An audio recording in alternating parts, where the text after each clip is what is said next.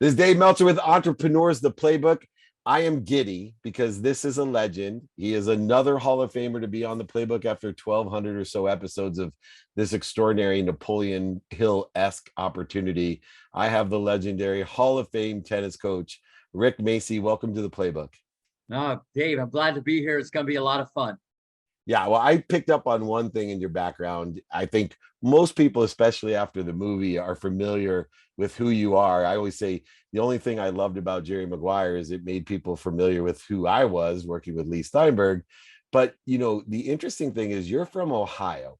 And I'm always looking for people from Ohio because there's one characteristic about the collective consciousness of that extraordinary place to be from. And we have a work ethic when you're born there, when you have grown up there. There's a work ethic that I still see when I visit that is out of this world incredible. And I call it my superpower. And doing due diligence beyond what I already knew about you, I found out not only are you from Ohio, but you may be the first person that I've ever met that I can honestly say, this guy's more consistent than I am. And how is that? An energetic, a genetic inheritance? Is it a learned trait? How did you become so darn consistent?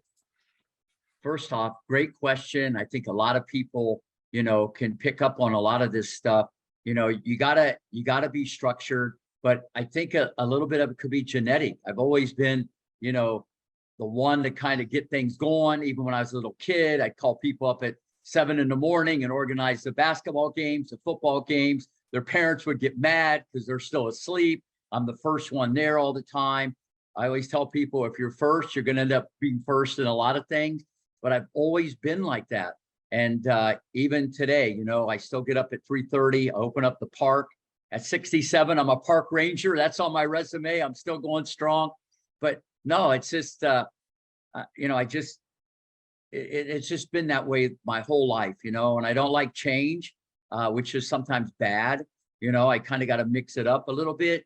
My full name is Richard Allen Macci. My kids call me Richard Alien Macci. They think that I'm a little, but I'm just boom, and I got it down to the science. And obviously on the court, you just keep growing and learning, but a little bit genetic, but it's a combination. I like from the Midwest. I like helping others more than helping myself. And tennis just ended up being my platform. And here I am still hanging in there and near the top of the mountain still.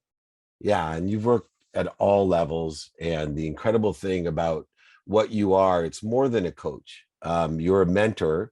You were a great tennis player, not the best in the world, but a great tennis player. So you can give instructions on how to be great as a mentor. As a teacher, you're extraordinary, which is a hard combination to have, a mentor and a teacher, someone that has the patience to explain exactly what they mean. I was business partners with Warren Moon for almost 2 decades, and he would never be a coach because he said, Dave, I can't explain what I do. And although he's very good at what he does, which makes him a great mentor because he can give instructions for what he did, he doesn't know how to teach. But the most incredible thing, I think, looking at you as a mentor and a teacher, is your coaching ability, meaning whatever level you meet someone at, you're able to bring the best out of them.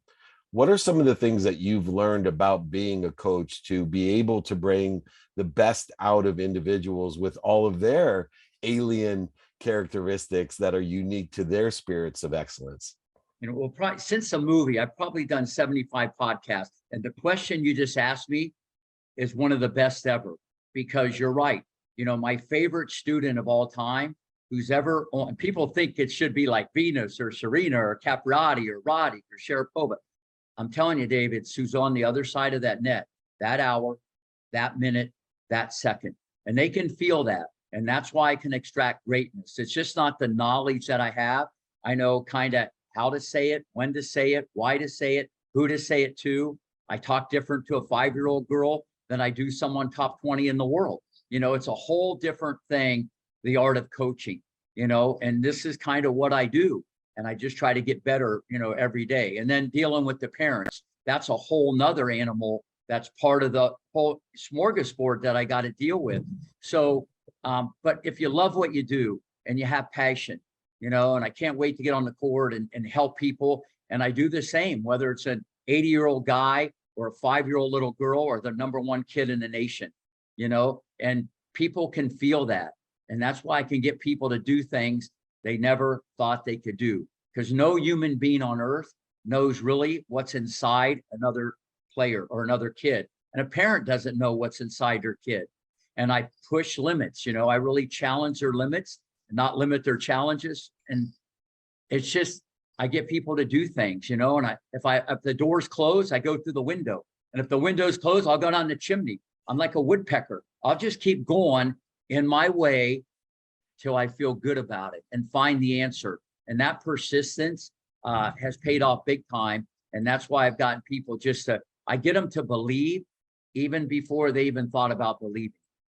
I love it. And understanding those limitations of self. And I always say there's self-esteem and others' esteem. And one of the problems in especially children's tennis and children's sports is the problem of others' esteem. It's not only looking for the approval of others, looking for the motivation from others, but especially when it comes to parents, trying to live out our parents' dreams. And I know you're well known for saying that unless the kid wants it, it doesn't matter what you want or what the parent wants. They have to have that self-esteem. How do you determine, where that lies? Because I know you do often meet people that are there because their parents want them there. Agassi is a great example of that, of someone that, hit a very high level trying to have others' esteem in mind, and it cost him greatly in his mental health and in his life, in his purpose. But how can you determine if someone has it, meaning they have the passion to be, or what I call the common denominator of success, what they must be? Yeah, well, first off, another great question. I think that's a job of a coach. You can't have everybody's going to be the perfect student. You know what I'm saying? I mean, you got to motivate a lot. You got to create fun. And there's a way to get the job done. And so not everybody's going to have that fire in their belly. Not everybody's going to run for every ball, like a Doberman pincher's chasing them, And if they're lazy, I got to get them unlazy. I got to get them to love the game. And I think the passion that I put into people, I can flip the script probably better than anybody who's done this, and I think that's part of the job of the coach. Not everybody's going to play on a pro tour, and not everybody's going to get a full ride to college, but the life lessons they learn from Rick Macci, or just the way I do these things, is very different. But that's what this is all about. You're not going to get the ultimate student. And to back this truck up a little bit, and this is different, but Venus and Serena at the after party, when we were at the red carpet, they said, Rick, we were literally brainwashed to be number one. See, when they were 10 and 11, I never talked about Capriati or Graf or Hingis or Celis or Sharapova. Okay. I mean, I talked about them. I wasn't talking about 11 and 12-year-olds. I said Capriati would get that. Celis would get that. See, I'm looking at a different picture. I'm looking at something very, very different. And that's the way I coach. It's always about the future, so I get people just to, believe in themselves. And like I tell everybody, I don't really change strokes, even though I'm pretty good at that. I change lives. And that means the most to me. If I can get someone to do their homework better, clean their room better, treat people better, get off drugs or whatever, because people that come back to me, Dave, that whatever profession they're in, the ripple effect or the cascade effect they've had from like me training them. But I didn't try to do that. It just kind of rubs off organically that they work harder and they always look at the positive and they find a way and all these things. So at the end of the day, that's the art of coaching. You do your best you can for anybody, anytime, anywhere. And you subscribe to the same philosophy that I do, that, if you practice on your day off, you won't have an off day. But there's a weighted balance or a reality to that, especially in the physical realm, being able to have recovery and access. But yet I have a definition. There's a place called the empty mile, and I call you an empty miler.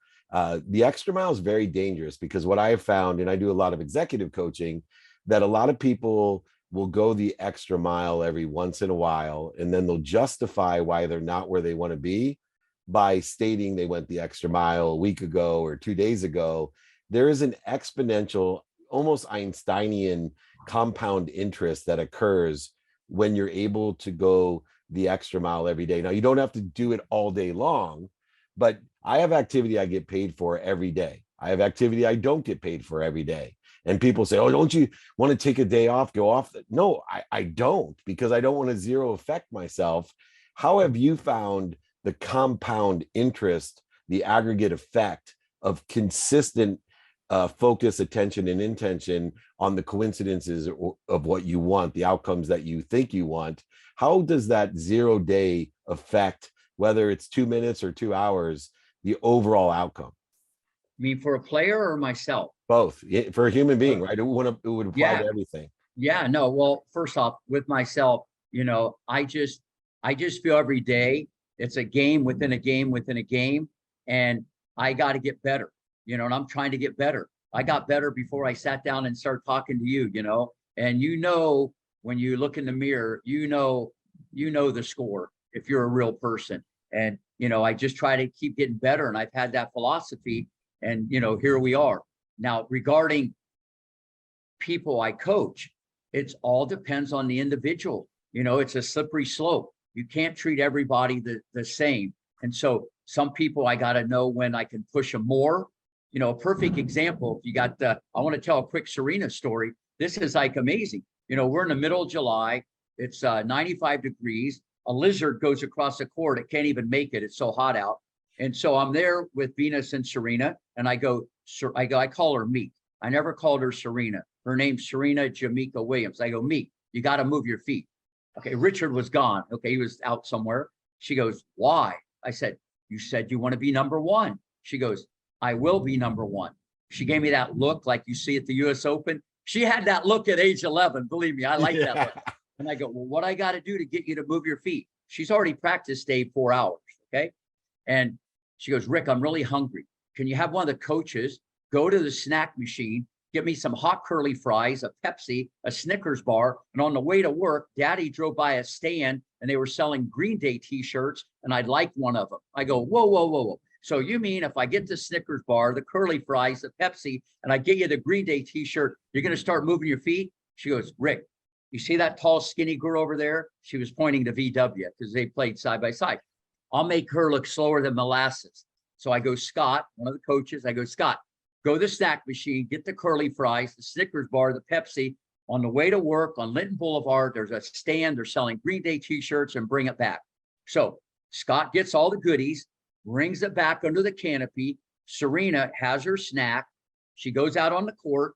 She's hitting cross court and down the line, Dave, for 1 hour straight, popping the popcorn, extra butter. Her hitting partner's like 450 in the world from Congo, never misses a ball. All right. Sweat is pouring off this little girl like Niagara Falls. It's about 3:15. I'm on the other court now with BW.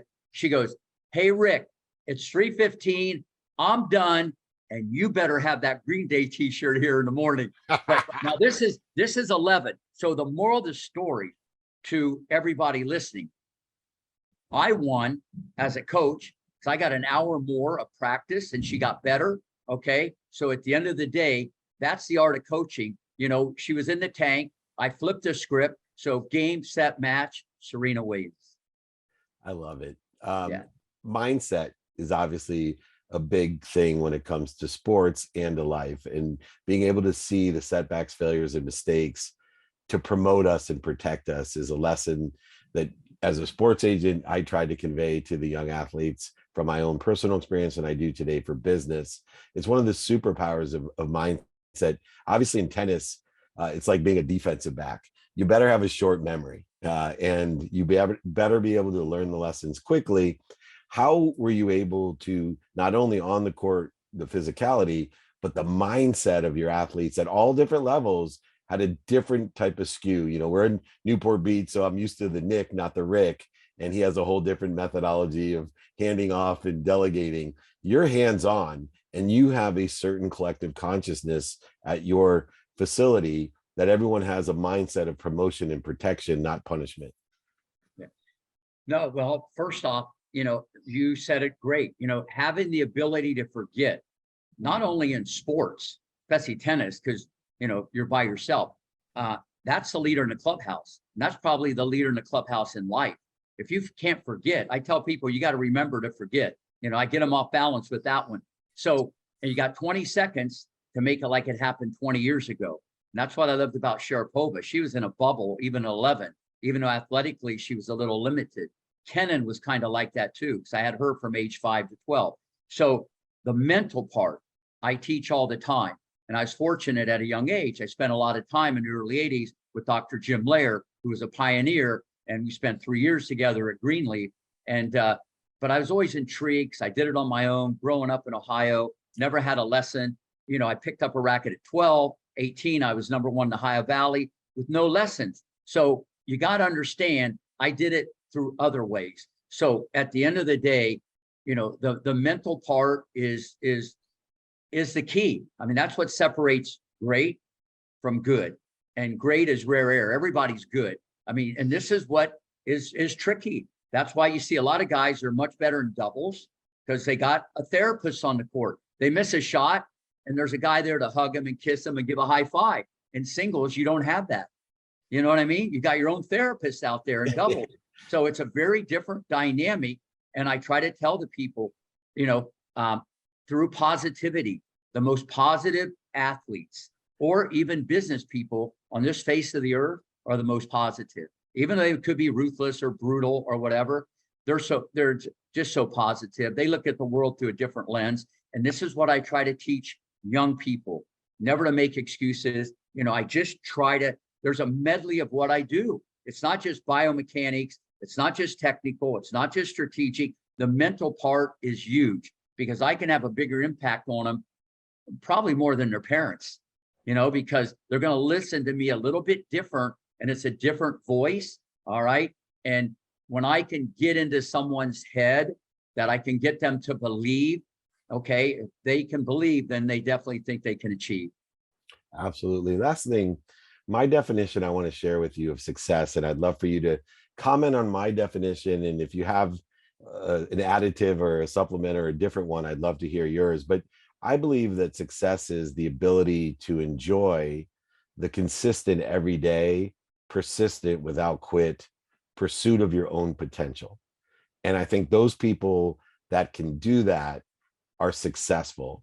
I'd love to hear maybe your comments on my definition and see if you have an alternative one or a complementary one to it. No, what you just said, first off, I love it because at the end of the day, if you're not getting better, you're getting worse. And that's what I try to tell everybody. At the end, you get better today. And they might think they got better because they hit balls and they sweat and they run. I go, no, you got worse. I'll just be brutally honest with them. So the way you just frame that up, I love it. But regarding business, okay, if you're not getting ahead, you're getting behind. But people don't expect it from themselves. They don't keep score with themselves. And you got to keep score with yourself. See, I run a very different operation. I talk to everybody personally. I answer every email, even though I have a staff and everything.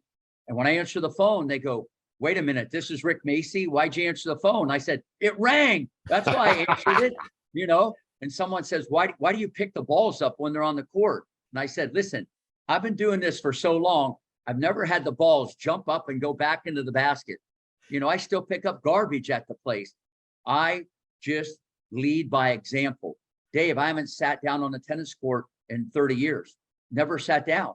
Okay. And so the subliminal message I give these kids, that's what they come back with. And these life lessons. And that's why I love Richard Williams. People said, Rick, how'd you put up with this maniac for 4 years? And people saw the movie, how stubborn he was and stuff. I said, listen, every night after practice, Venus and Serena would say, Rick, thank you very much. And they gave me a hug. They brought their books to the court every day. And if it rained, they went up in my office and studied. This is Orsine and Richard Williams' life lessons. So I saw how he was as a father. The tennis part, I could just take a deep breath when he wasn't there. I could go in and clean it up a little bit, but it was about the girls. It wasn't about Rick Macci or Richard. That's the art of coaching, right? I wouldn't have lasted a week in that whole scenario. So what I'm trying to say is, take a deep breath before you react, count to 100. You got to have more patience on patience and patience. And people don't. People don't, and I'm bulletproof. Nothing phases me, but I look at it as a challenge between me and me. And when you're doing that type of thing, you're going to be successful no matter what you do in life. Well, I know one thing, what I've learned from you, Rick, and would love to have you on my TV show as well, is that in order to win the game of life, there's three sets in Rick Macy's playbook. One is the mindset, two is the heart set, and three is the hand set. And Yep. you are a master of all three. And I just am so delighted to have learned the lessons from you. And thank you for bringing the best out of the best so that we all can enjoy at least a milestone or a trajectory of what we can be. Because I know the common denominator of all successful people is that desire that we must be what we can be. And it's always nice to see a Serena Williams or a Warren Moon or a Tony Gwynn, somebody that we can say, wow, if they can do it, so can I. But you got to do all three: mindset, heart set, and hand set. The incredible Hall of Fame coach, unbelievable teacher and mentor, Rick Macci.